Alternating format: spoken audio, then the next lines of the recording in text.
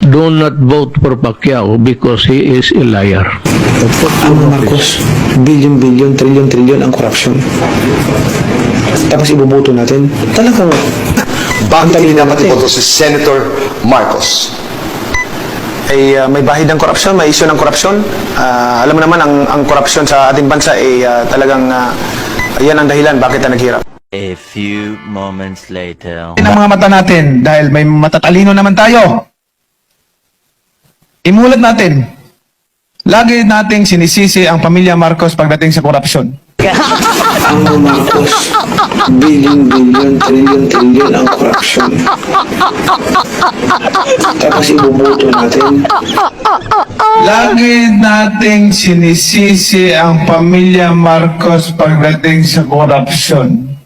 Hindi ba natin nakikita na sa panahon ng Marcos, ang bansa natin number 1 sa ekonomiya? May koruptong bansa na number 1 sa ekonomiya.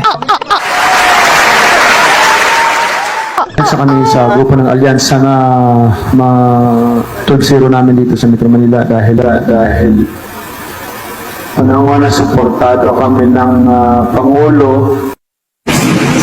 Ang mga Marcos, billion, trillion ang korupsyon.